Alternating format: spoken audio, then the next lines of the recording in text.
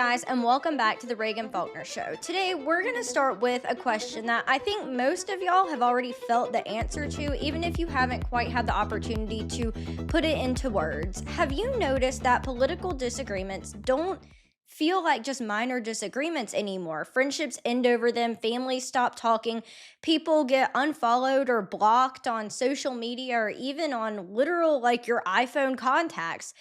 People often get labeled, sorted, and assigned to a team before anyone's even finished their sentence or their discussion, and people can even get fired over these political opinions nowadays. And here's the part that should genuinely stop everyone. Most of these fights aren't actually about the thing that they claim to be about. They're not about tax policy. They're not about regulatory reform. They're not even about transportation funding or the specific language of that piece of legislation that you're discussing. At their core, they're all about identity. Because increasingly, politics in America isn't about answering the question, what do you believe in? It's about answering the question, who are you? At your core, at your most basic level, at your quantum level, who are you? And what do you believe in is kind of there, but who are you is really what it comes down to. And that's how we get so many labels that we see nowadays. That's how so many people are labeling each other this or that. They're trying to establish an identifiable label for who that person is, not what they believe in. That's why we see these labels. They don't match the ideologies of these people. They're not trying to. They're not trying to establish what they believe in. They're trying to establish who they are. I think that distinction is one of the most important and least understood shifts in American life over the last 20 years, we might say. Today, we're going to be digging into how we got here, why it happened, and honestly, in my opinion, most importantly, what it means for the future of our country and the conservative movement as a whole. Because I don't think we're just living through a minor political transformation or something that's going to stay in the realm of only politics. I think what we're living through is a total social transformation, and politics is simply where it's manifesting or showing up first. Let's go back to the basics for a second, because I think this is where most people get their history wrong. And historically, Americans have always had political opinions. Let's look back at 1776, 250 years ago, when we were debating over the Declaration of Independence, the wording, whether it was going to say this or that, or, Thomas Jefferson went through multiple drafts. Let's think about the Constitution and what it took to ratify it, and the Federalists and the Anti-Federalists. We, as Americans, have always had political opinions, quite divisive political opinions, I might add. Look at Aaron Burr and Alexander Hamilton. We have not had just this nice political discussion and discourse. We have always had quite heated political opinions and political disagreements. But today, increasingly, Americans have political identities rather than opinions. That sounds like a somewhat subtle distinction, but at its intrinsic level, it's really not all that subtle. For most of American history, political affiliation was one piece of a much larger identity puzzle. A person might primarily identify as Christian, or a farmer, maybe a teacher, or even a small business owner. They will identify with something that they really feel their identity falls into, a mother or a father, something like that, grandmother. It can be anything, but it's kind of the actions that they portray, whether it be their job or their role in the family, or just generally, if you're like a volunteer or something, you might think of yourself as a kind person or a compassionate person or a generous person. These primarily have been how humans, and specifically Americans, have really labeled themselves over the last 250 years. Someone deeply rooted in a specific town, neighborhood, or congregation is another way that they could identify their identity, who they are as a person.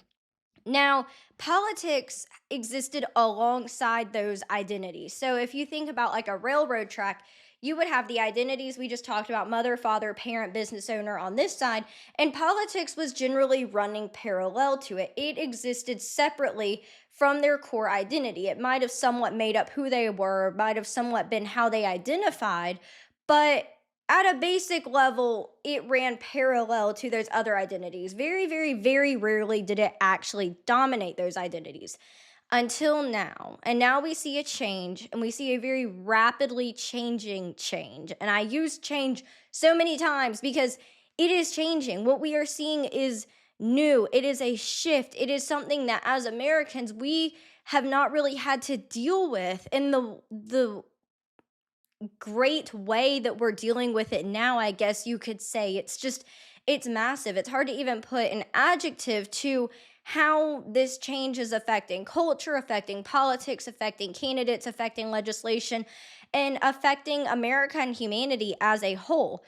Researchers increasingly describe modern political affiliation not as a simple collection of policy preferences, but as a full-blown social identity group from the same psychological category as your religion, your ethnicity, or even your nationality. Pew Research Center's 2023 survey on American political sentiment found something striking. Nearly 2/3 of Americans, that's 65% that they found in this survey, say they always or often feel exhausted when they think about politics, while another 55% say they feel angry. Compare that to the people who say that they feel hopeful or excited about politics. That would be 14% of people. Read that gap again, guys. We are a country that is simultaneously addicted to political conflict and exhausted by it.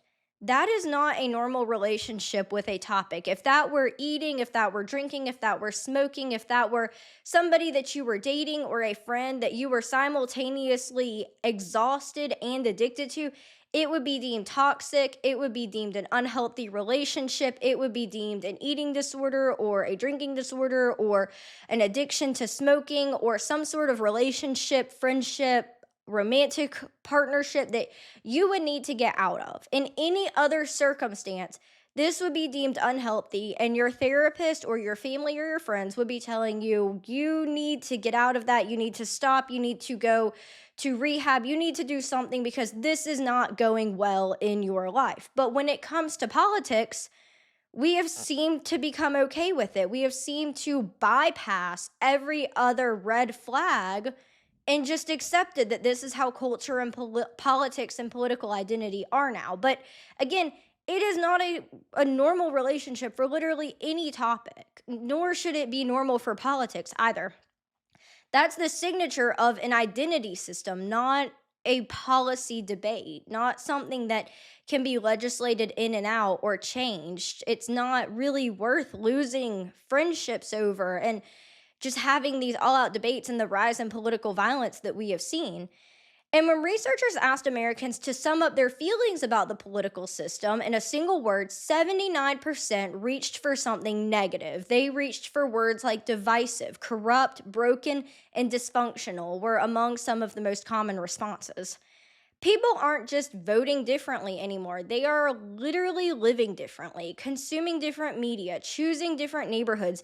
They're even dating differently, guys. And more than anything, they're starting to see politics as a part of who they are and not what they think. Instead of this being an intellect thing or an opinion thing, it is becoming a central identity thing, almost part of your core nervous system.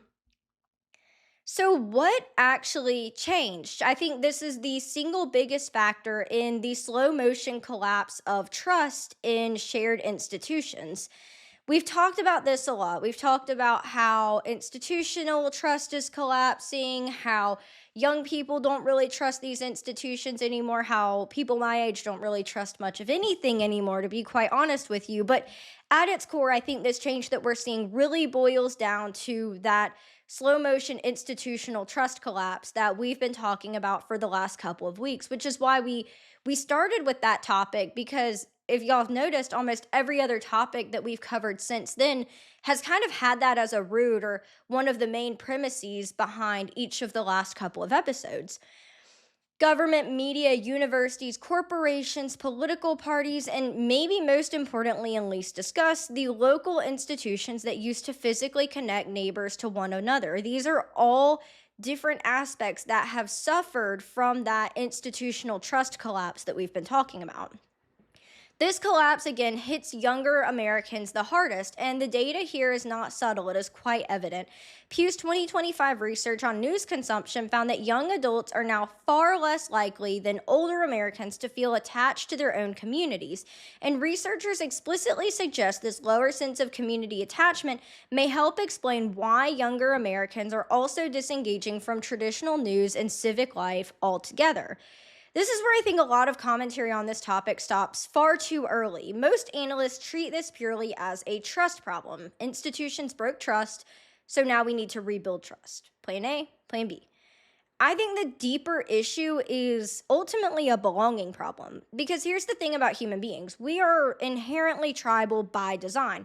We need community, we need purpose, we need a sense of us. I mean, it's literally all over,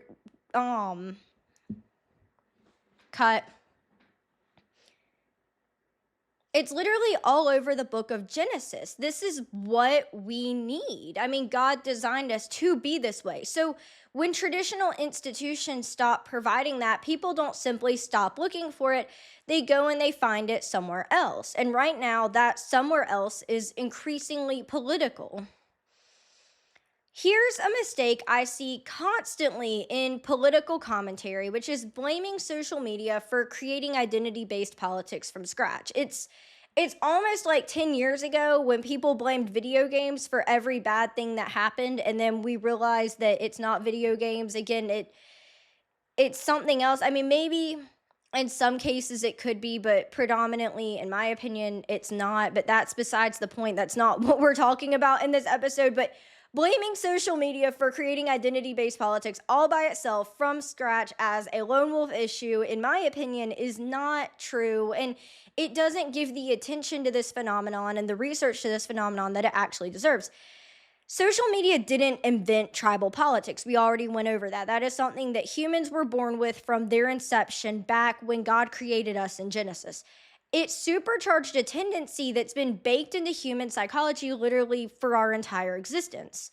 Psychologists studying social identity theory, which is the framework developed by, I'm going to butcher these names and I apologize, developed by Henry Tajfel and John Turner in the 1970s. John Turner was a lot easier than the first one, I might add. Developed in the 1970s, have long shown that human beings naturally and instinctively divide the world into in-groups and out-groups, and that we derive a meaningful share of our self-worth from group membership. As one summary of this research puts it, social identity theory explains how individuals' self-concept are shaped by their group memberships, which directly influences their attitudes and behaviors toward people inside and outside of their group. That tendency has always existed. We know that tendency has always existed. Most people watching this have been to high school and they found that this exists for themselves. You don't need a lot of research. These men obviously did a lot of research, but just go into a high school and you're going to figure out the in-groups and out-groups and belonging and all of that. It exists and it's real. What's new is the speed and scale at which the internet let us act on it. So think about in-groups and out-groups on the internet. You have your Facebook groups where people are constantly getting kicked out or muted or whatever. You have fandoms, you have Discord, you have Blue Sky, you have X, you have all these different places where people can organize in small groups or tribes. The internet allows people to find and organize around identity faster than any technology in all of human history. Your tribe, your community, your people are all instantly locatable, all in one search away. Now you literally have websites that allow people with like certain hobbies to find each other. Like if you really like pickleball or painting or this or that, and you can go to different classes and like meet your group if you move to a new town. You also, again, have the crazy rise of fandoms. And now fandoms aren't just like for things like Taylor Swift, like fairly mainstream things. You have fandoms for some of the most niche groups and obscure hobbies and obscure topics. I mean, it's insane that you can find all of these groups just in a couple of clicks. This has a real upside, but it has a serious cost as well, because once political identity turns into one of these hobbies or fascinations or something, once it becomes central to your sense of self, that's when disagreement stops feeling like disagreement. It starts feeling like rejection. I disagree with your argument. quietly becomes I reject your group, and sometimes even I reject you. And we can see this if we use that fandom example. We can see this in people who follow certain influencers. If you disagree with a single thing that that influencer says, or you say one thing about like anything that they said, oh, that was a grift, or that was weird, or I don't know if I really agree with that one thing that they said, all of a sudden you're a hater, or you don't agree with them, or you hate them, and that person becomes like almost obsessive in defending that influencer. It's a really interesting phenomenon. This is on both sides. This isn't me calling out the right or calling out the left. This is literally both sides. If you say anything about anyone that somebody like relationally follows, they will get extremely defensive, and sometimes you won't have that friend anymore. This is precisely why political polarization becomes most intense exactly when political affiliation becomes a core social identity rather than a policy preference. It's also why, as Pew documented, 86% of Americans now believe that Republicans and Democrats are more focused on fighting each other than actually solving real problems right now. That's not a fringe sentiment. That is the overwhelming consensus of a country that has watched its political system stop functioning as a debate and start functioning as a war between identities. Now, here's where things get genuinely interesting and where I think the future of the conservative movement is currently being decided. As institutions lose trust, creators are gaining real, measurable influence. And the scale of this shift is way bigger than most people realize. Pew Research's most recent data, which was gathered in 2025, found that 38% of adults under 30 say that they regularly get news from news influencers, more than 4 times the same share of adults 65 and older who sit at just 8%. And it's not a fringe behavior anymore. There is virtually no partisan gap here, with 21% of Republicans and 22% of Democrats saying they regularly get news this way. So there's no partisan divide. It is on par with both Republicans and Democrats. So why are people making this switch? Pew's research found that the people who turn to creators for news most often say it's because those creators actually help them better understand current events, they help report breaking news more quickly than mainstream media, and they come across as just genuinely authentic. A generation that increasingly distrusts institutions is now placing its trust in individual people, not organizations, not networks, not legacy newspapers, people. Specific, identifiable, consistently showing up human beings, normal, everyday people. This is why podcasting has literally exploded into a dominant cultural and political force. It's why long-form, unscripted conversations now carry way more credibility with younger audiences than a polished 5-minute network segment. It's why certain podcast hosts have more genuine cultural influence today than the majority of sitting members in Congress. The shift underway isn't just technological, it's relational. Trust is migrating from institutions to individuals, and the political movements that understand this fastest are going to define the next decade. Now, let me explain. When I say this isn't technological, think about your average podcaster. Think about somebody like me. They've got a mic, they might have a banner. If I'm at my house, you've got a bookshelf. Otherwise, you have my blue bookshelf, which is not as nice as this, am I right? You have a pretty basic setup. There's not a lot of technology going on. There's not a lot of long-term expenses. It's kind of one-time costs that you invest in, and that's pretty much it. And then I talk into my iPhone. A lot of other people talk into their iPhone as well. There's no $3,000 cameras, new setups, things scrolling behind me with projections and media. You don't see me editing a lot of stuff and popping it up on the screen. Same thing with people who are super popular like Joe Rogan and Sean Ryan. It's a pretty low cost, like it's not technologically heavy. Podcasting isn't. So that's why it's more relational. It's about looking into the camera. It's about being normal. It's about saying normal things. It's about not using complicated political or industry level jargon. It really boils down to just being authentic, genuine, and not even really a nice person. If you watch Financial Audit, Caleb Hammer is not a nice person, but he's real. You feel like that's the real Caleb Hammer giving financial advice to crazy people online. And that's what it really boils down to. Now, for conservatives specifically, this should be read as an enormous opportunity rather than a threat. Pew's in depth analysis of 500 popular news influencers actually found slightly more explicitly right leaning influencers than left leaning influencers. It's a 27 versus 21% split, which tells you something important. Conservatives are not just participating in this shift. In some corners, they are actually leading it, which is shocking for conservatives. We don't normally lead much in messaging or technology or the younger generations. But leading a corner of the internet and leading the broader political conversation are two wildly different things. They are not the same, and the gap between them is where the real work still needs to happen.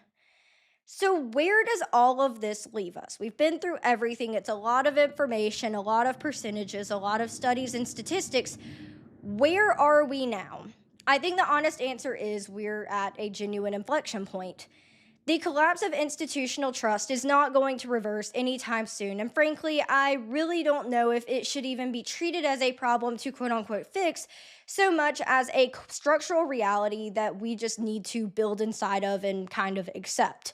The belonging that people need to get from churches, civic organizations, political parties, and local community is not going to come back in its old form. I mean, I haven't seen anything like that since pre-COVID, and people who are older than me probably haven't seen it since pre-iPhone. So we're probably not going to get it in its OG form. People are going to keep looking for identity and connection wherever they can find it. And right now, an enormous amount of that searching is happening inside of politics itself. And like I said before, that is not entirely healthy. It's probably less than entirely healthy. It's probably not healthy at all. Politics was never designed to be the primary source of a person's identity, their belonging, and their meaning. When it gets asked to do that job, things get more emotional, things get more tribal, and they get way more fragile than they should be. And that's why we see people rooting for algae at the reflecting pond and trying to cut the reflecting pond floor. And we see more political violence, and we see more protests, and we see like people just fighting in comment sections with random strangers. That's why we're seeing all of that, because politics was never designed to bear the weight of your entire identity. So while there's real unhealthy, aspects of this, there's real cause for concern. There might also be real opportunity buried within this shift, a way to make it not so dangerous, not so dark, and not so negative.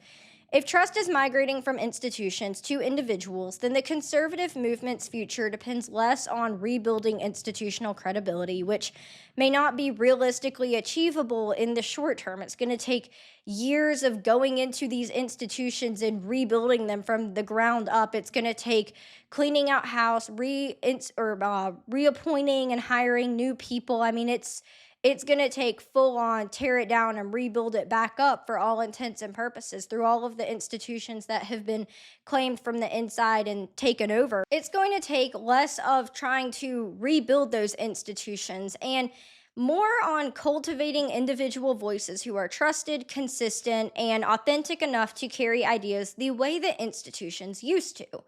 That's not a consolation prize. It might actually be a better and more durable foundation. Institutions, again, like I just said, they can be captured, they can be politicized, they can be hollowed out from within, they can be polarized. You can have new leadership that makes people leave or they fire people. I mean, literally anything can happen inside of an institution. Just because you rebuild it doesn't mean it won't become degraded again. Genuine relational trust, however, can be built consistently over time with a real audience, and it is much harder to take away unless that influencer, that person holding that trust, does something just absolutely insane to destroy the trust, which, at least in my opinion and my experience, doesn't happen as often as institutions collapsing and becoming captured or politicized or degraded or whatever it may be. The leaders, creators, and movements that understand this, that politics today runs on identity and relationships as much as it runs on policy, are the ones who are going to shape what comes next. And guys, for all intents and purposes, this shouldn't be shocking. Every political campaign runs door knocking and phone banking, because door knocking and phone banking build relational trust, and only relational trust can build campaigns. So why are we surprised that these polished institutions no longer have the trust of the people, but that when we have the opportunity through technology to have what feels like individual one-on-one connections with influencers and real everyday people like us, not people who went through media training in college and journalism classes to become one of the 12 Fox News hosts or whatever it may be, why are we not surprised? Because we literally build entire campaign strategies. People pay tens of thousands of dollars for political consultants to tell them that relational identity, relational trust, one-on-one connection with the candidates is what makes or breaks a campaign. This shouldn't be surprising to anybody in politics that's at least somewhat familiar with campaigns or getting people elected. Here's what I want you to leave with today. Politics became identity first because belonging collapsed everywhere else first. That's the real story underneath the polarization headlines. People aren't fighting this hard over policy. They're fighting this hard because politics has some of the last remaining places where a lot of Americans feel like they actually belong to something.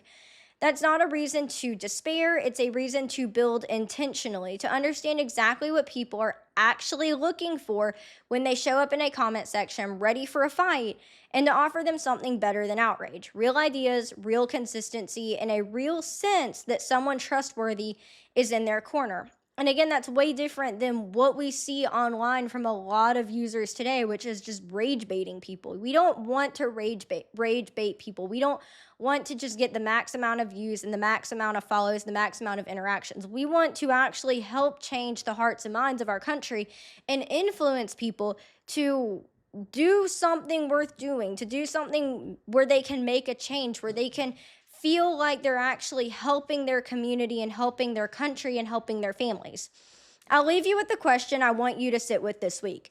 If belonging is what people are actually searching for when they engage in politics, what would it look like to build movements and content that meet that need honestly instead of just exploiting it? If this episode gave you something worth thinking about, subscribe and share it with somebody who needs to hear it too. Be sure to check us out on Facebook, Instagram, and TikTok at The Reagan Faulkner Show, and Facebook, Instagram, and X at The Wilmington Standard. You can check us out at reaganfaulkner.com and thewilmingtonstandard.com as well. If you haven't already, be sure to check out 7 Weeks Coffee and use code REAGAN2026 for 10% off your next order. Again, 7 Weeks gives a percentage of all of their sales to pregnancy care centers across the country to help babies and moms who are in need and to help support the pro-life movement. Thank y'all so much, and I can't wait to see you next week.